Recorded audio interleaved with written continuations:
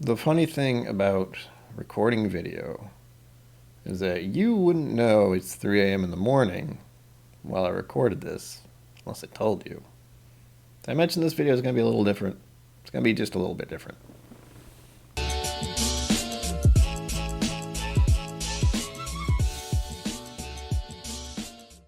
Welcome once again to KIllco. My name is Brian, and we've made it. We've made it to the Blantons on day 19 of my Whiskey Adventure calendar thing. Question is, will I be able to open this without breaking out anything? Let's get on it, I suppose. This looks like the most logical way to open it, but we'll see. Oh, it is. That came off much easier than I thought it would. Oh. The wax is like camouflage for just that little spiral. Now the real question, will the cork come out properly? Nice. Is it weird that I just want to... I didn't.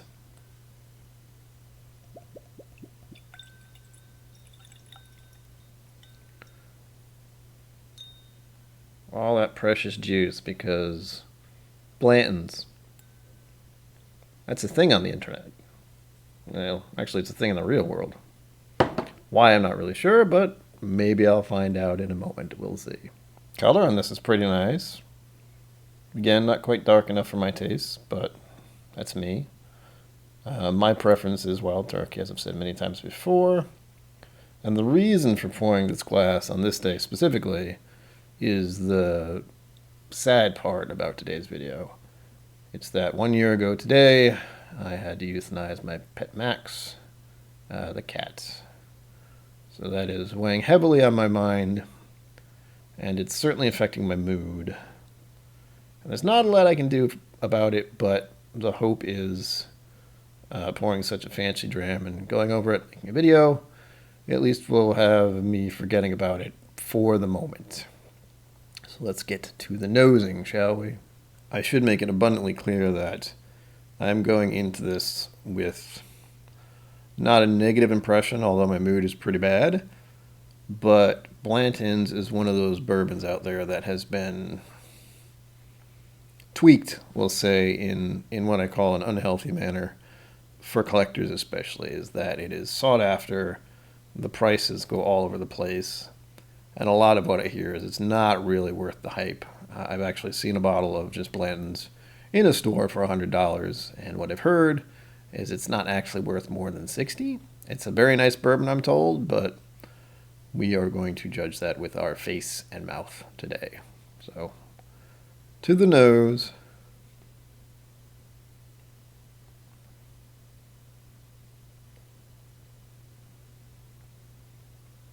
It's not overpowering. I should say this is also 46.5%, I believe the little bottle said. It certainly smells like a bourbon. If you know what sweet brown sugar,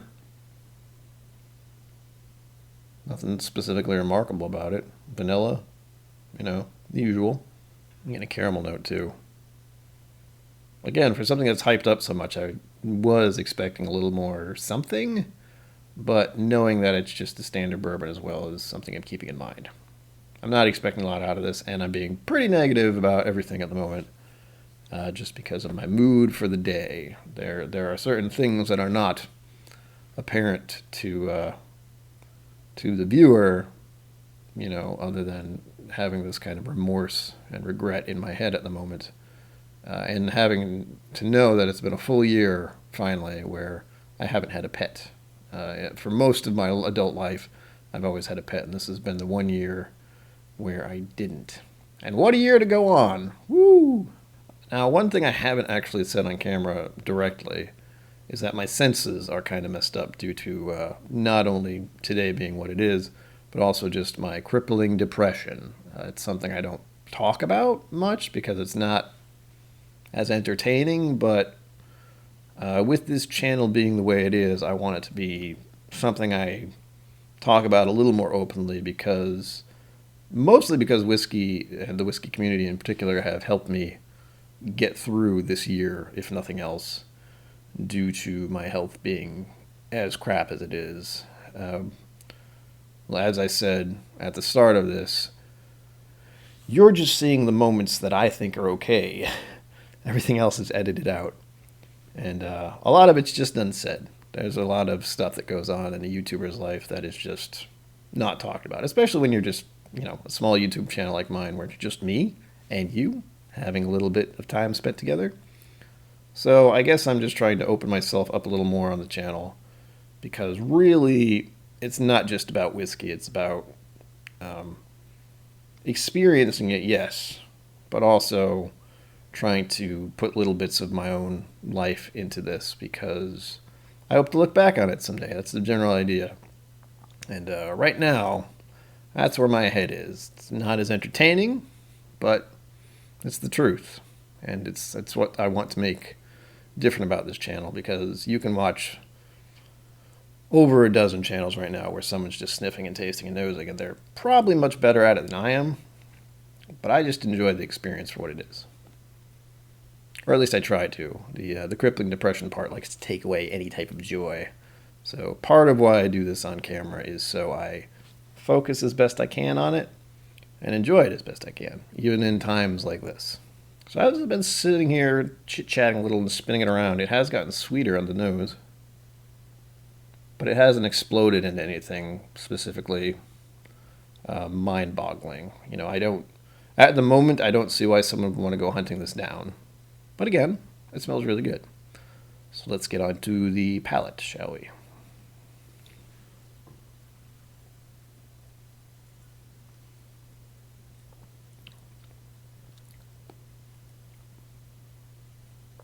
I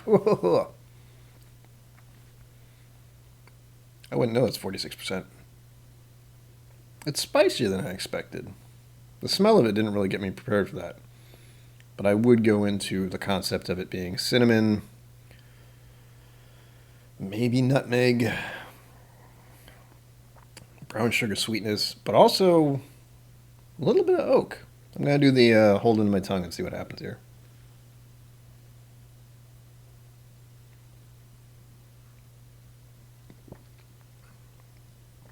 Yeah.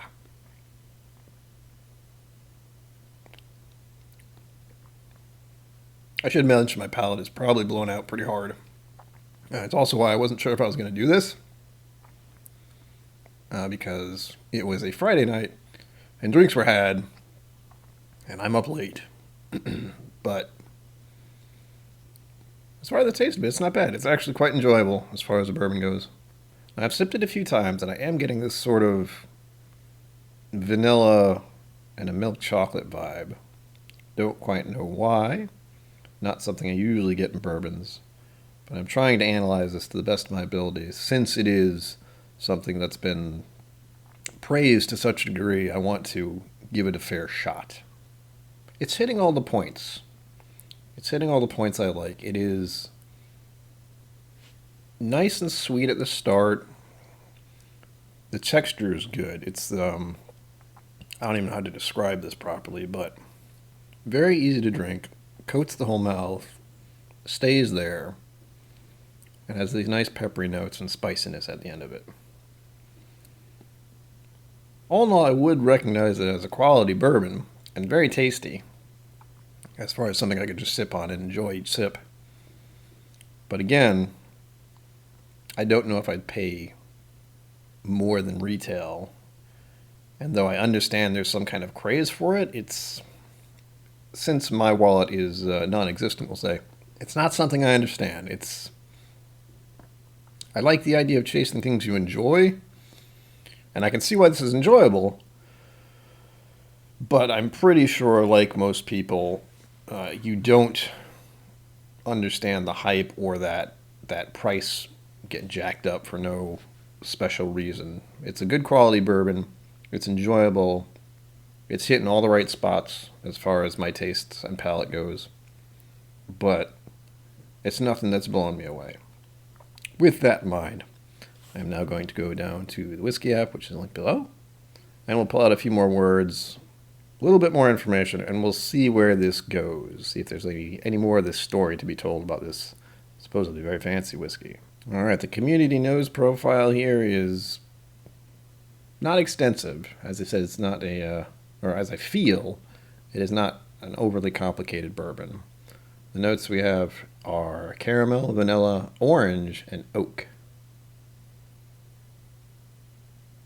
I can understand the orange, but considering all the scotch I've had over the past 18 days, this does not seem anywhere near what I would consider citrus or fruity. If it's in there, it's vague to me. And again, I've been loaded down by scotches for a while, so I would not say it's very citrusy or orangey. Flavor profile is much different for the community notes here. Vanilla, orange, caramel, and oak. Again, that just says to me, typical bourbon. The finish is where it gets interesting for this community notes here. Oak, orange, cinnamon, vanilla, pepper, spicy. Now here's the key part. Average price paid on this app or website, whatever you want to call it, $66. Now I would say for $60, that fancy round bottle with that little horse on top, sure, good deal. Anything more than that, no. The official overview, origins, USA, Kentucky, obviously. ABV here says 46%. On the bottle it says 46.5, which is odd. Usually it's 46.5, but whatever. Type Kentucky Straight Bourbon. Age, no age statement. So they don't even have an age statement on it. But it's straight, and I think that means at least 2 years. Again, memory not great, but I'm trying to remember things as I go. The official color is a reddish amber color. I would say this is more orange. I wouldn't call it amber unless it were a little darker, but that's me. The official nose, a spicy aroma of dried citrus and orange peels with a hint of caramel and vanilla. I don't know where the orange is coming from. I'm just not getting it. I mean, compared to all the scotches I've had, you're going to have a pretty strong fruit note for me to smell it in a bourbon these days, I think. Official taste, full and soft, marked by a mix of burnt sugar, caramel, orange, and cloves. I would agree. Maybe cloves is what I was getting. That little bit of spiciness was really nice. A little bit of caramel. I like the idea of the burnt sugar. But again, the orange. I'm not getting it. The official finish, balanced with vanilla, honey, and citrus.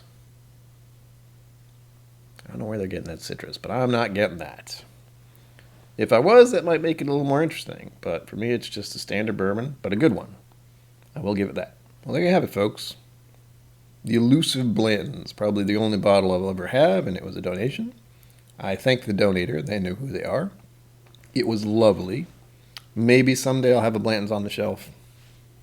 We'll see. If I saw one at retail price, I might consider it, but again, it's one thing to chase a unicorn. It's another thing to chase something that's just pretty good. So I say unto you, there's only one way to find out. And if you can get your hands on one of these little bottles to try it yourself, do that first. This glass I'll be raising to the memory of my cat Maxx. And as always, live long and prosper. Don't forget to be awesome. And sláinte. Thank you for joining me on KIllco. Please remember to like and subscribe, and I'll see you next time.